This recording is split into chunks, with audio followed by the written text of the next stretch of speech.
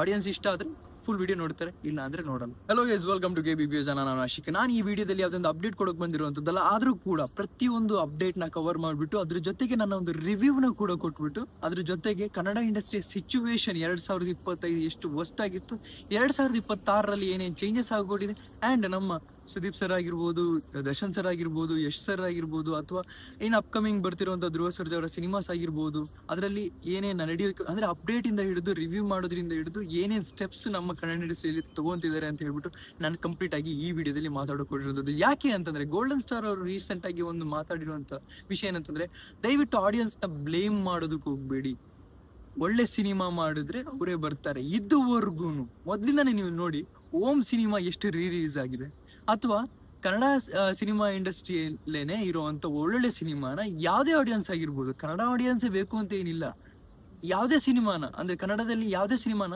ಚೆನ್ನಾಗಿ ಮಾಡಿದರೆ ಎಲ್ಲಿಂದ ನಾವು ಅಂದರೆ ಪ್ಯಾನ್ ಇಂಡಿಯಾ ನಡೆದಿರೋದು ನೋಡಿರ್ಬೋದು, ನೀವು ಪ್ಯಾನ್ ವರ್ಲ್ಡ್ ನಡೆದಿರೋದು ನೋಡಿರ್ಬೋದು, ಅದು ಪ್ರತಿಯೊಂದು ಈ ವರ್ಲ್ಡ್ನ ಪ್ರತಿಯೊಂದು ರೀಜನಿಂದನೂ ಒಳ್ಳೆ ಸಿನಿಮಾ ಮಾಡಿದ್ರೆ ಸಪೋರ್ಟ್ ಮಾಡ್ತಾರೆ ಅನ್ನೋದಕ್ಕೆ ಬೆಸ್ಟ್ ಎಕ್ಸಾಂಪಲ್ ಆಗಿರುವಂಥದ್ದು. ಆದರೆ ಇಲ್ಲಿ ನನ್ನ ಕಡೆಯಿಂದ ತುಂಬಾ ಒಂದು ಎಕ್ಸ್ಪ್ಲನೇಷನ್ ಕೊಟ್ಟಿರುವಂಥದ್ದು ಈ ಒಂದು ವಿಷಯದ ಮೇಲೇನೆ ಆಗಿರುವಂಥದ್ದು. ಸೊ ಗೈಸ್, ಯಾವುದೊಂದು ಡಿಲೇ ಮಾಡಿದೆ ಲೆಸ್ ಆದ ವಿಡಿಯೋ. ಮೊದಲನೇದಾಗಿ ಮಾತಾಡೋದಾದ್ರೆ, ಪ್ರತಿಯೊಂದು ಸಿನಿಮಾ, ಡೆವಿಲ್ ಸಿನಿಮಾ ಆಗಿರ್ಬೋದು, BRB ಸಿನಿಮಾ ಆಗಿರ್ಬೋದು, ಅದಾದ್ಮೇಲೆ ಟಾಕ್ಸಿಕ್ ಸಿನಿಮಾ ಆಗಿರ್ಬೋದು, ಅಥವಾ ರಾಮಾಯಣ ಶೂಟಿಂಗ್ ಏನು ನಡೆಯೋಕೆ ಹೊರಟಿದೆ, ಅಂದರೆ ಯಶ್ ಅವರ ಒಂದು ಕ್ಯಾರೆಕ್ಟರ್ ನಡೆಯೋಕೆ ಕೊಟ್ಟಿದೆ, ಅದ್ರ ಶೂಟಿಂಗ್ ಆಗಿರ್ಬೋದು ಅಪ್ಕಮಿಂಗ್ ಡೇಸ್ ಅಲ್ಲಿ ಆಗುತ್ತೆ.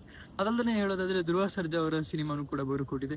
ಡೆವಿಲ್ ಮತ್ತೆ KD the devil, the devil KD the devil ಈ ವರ್ಷ ರಿಲೀಸ್ ಆಗುತ್ತೆ, ಅದಂತೂ ಗೊತ್ತಿರುವಂಥ ವಿಷಯ. ಅದ್ರ ಜೊತೆಗೆ ಒಂದು ಸರ್ಪ್ರೈಸ್ ಆಗಿ ಬಂದರೆ, ನಮಗೂ ತುಂಬಾನೇ ಮೂವೀಸ್ ಬಂದರೆ ತುಂಬಾನೇ ಖುಷಿ ಆಗುವಂಥ ವಿಷಯ ಅಂತಾನೆ ಹೇಳ್ಬೋದು. ಆದರೆ ಮಧ್ಯದಲ್ಲಿ ಏನು ನೀವು ಸಿನಿಮಾಸ್ ಬಿಡ್ತಾ ಇದ್ದೀರಲ್ಲ, OTT ನೋಡಿದ್ರೆ ಸಾಕು, ಅಂತ ಏನು ಲಾರ್ಜರ್ ದನ್ ಲೈಫ್ ಏನಿಲ್ಲ. ನಮ್ಮ ದುಡ್ಡು ನಾವು ಯಾಕೆ ವೇಸ್ಟ್ ಮಾಡೋದು, ನಾವು OTT ನೋಡ್ಕೊಂಡ್ಬಿಡ್ತೀವಿ.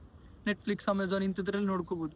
ಯಾವಾಗ ಗೊತ್ತಾ, KGF, ಸಲಾರ್, ಇಂಥ ಲಾರ್ಜರ್ ದನ್ ಲೈಫ್, ಬಾಹುಬಲಿ, ಇದೆಲ್ಲ ಥಿಯೇಟ್ರಿಕಲ್ ಎಕ್ಸ್ಪೀರಿಯನ್ಸ್, ದುಡ್ಡು ಕೊಟ್ಟು ನೋಡುವಂಥ ಸಿನಿಮಾ. ನಿಮಗೆ ಅರ್ಥ ಆಗ್ತಿರ್ಬೋದು ಯಾಕೆ ಥಿಯೇಟ್ರಿಗೆ ಹೋಗ್ಬೇಕು, ಯಾಕೆ ಥಿಯೇಟ್ರಿಗೆ ಹೋಗ್ಬಾರ್ದು ಅಂತ. ಯಾವುದನ್ನ ಮೊಬೈಲಲ್ಲಿ ನೋಡಿದ್ರೆ ಸಾಕು, ಯಾವುದನ್ನ ಮೊಬೈಲಲ್ಲಿ ನೋಡಿದ್ರೆ ಆಗಲ್ಲ, ಥಿಯೇಟ್ರಲ್ಲೇ ನೋಡಬೇಕು ಅನ್ನೋವಂಥ ಪರ್ಟಿಕ್ಯುಲರ್ ಸಿನಿಮಾ ಇರುತ್ತೆ.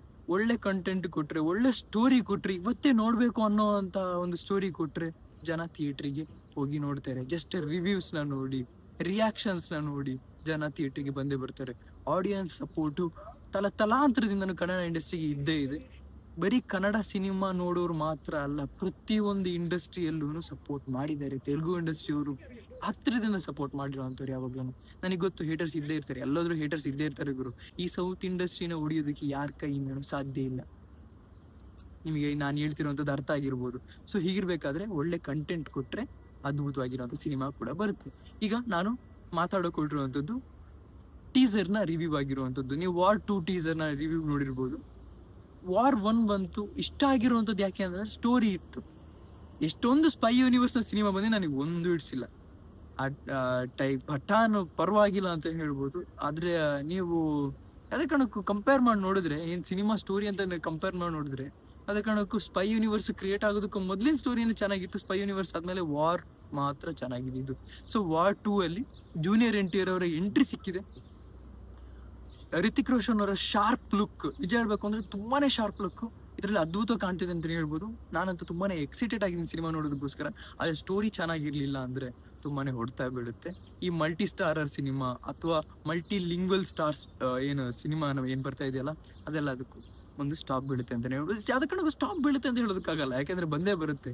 ಆದರೆ ಆಡಿಯನ್ಸಿಗೆ ಅಷ್ಟೊಂದು ಇಷ್ಟ ಆಗಲ್ಲ ಅಂತಲೇ ಹೇಳ್ಬೋದು. ಲೋಕೇಶ್ ಕನಗರಾಜು ಫೇಮಸ್ ಆಗಿರುವಂಥದ್ದು ಒಂದೇ ಒಂದು ವಿಷಯಕ್ಕೆ, ಏನಕ್ಕೆ ಅಂತಂದರೆ, ಎಷ್ಟೇ ಸ್ಟಾರ್ಸ್ನ ಹಾಕಲಿ ಒಂದು ಮೀನಿಂಗ್ಫುಲ್ ಸ್ಟೋರಿನ ಇನ್ವಾಲ್ವ್ ಮಾಡ್ತಾರೆ. ಶಿವಣ್ಣ ಅವರು ಮತ್ತು ಉಪೇಂದ್ರ ಅವರು ಏನು ಮಾಡ್ತಿದ್ದಾರೆ ಅಂತಂದರೆ, ಪ್ರತಿಯೊಂದು ಸಿನಿಮಾದಲ್ಲೂ ಒಂದು ಪಾರ್ಟ್ ಆಗಿ ತೊಗೊತಿದ್ದಾರೆ. ಅವರ ಪರ್ಟಿಕ್ಯುಲರ್ ಸಿನಿಮಾ ಅಷ್ಟೊಂದು ದೊಡ್ಡದಾಗಿ ನಡೀತಾ ಇಲ್ಲ, ಆದರೆ ಅವ್ರು ಯಾರ ಸಿನಿಮಾಗೆ ಹೋಗ್ತಿದಾರಲ್ಲ, ಆ ಸಿನಿಮಾ ಹೀರೋಗಿಂತನೂ ದೊಡ್ಡದಾಗಿ ಶಿವಣ್ಣ ಅವರು ಮತ್ತು ಉಪೇಂದ್ರ ಅವರು ಕಾಣಿಸ್ಕೊತಾ ಇದ್ದಾರೆ. ಈಗ ಲೋಕೇಶ್ ಕನಗರಾಜ್ ಸಿನಿಮಾದಲ್ಲೂ ಕೂಡ ಇವರ ಒಂದು ಪಾತ್ರ ಅದ್ಭುತವಾಗಿ ಮಿಂಚುತ್ತೆ ಅಂತಾನೆ ನಾನು ಎಕ್ಸ್ಪೆಕ್ಟ್ ಮಾಡ್ತಿರುವಂಥದ್ದು. ನೀವೆಲ್ಲರಿಗೂ ಗೊತ್ತಿರೋರಿಗೆ ಜೈಲರಲ್ಲಿ ರಜನಿಕಾಂತ್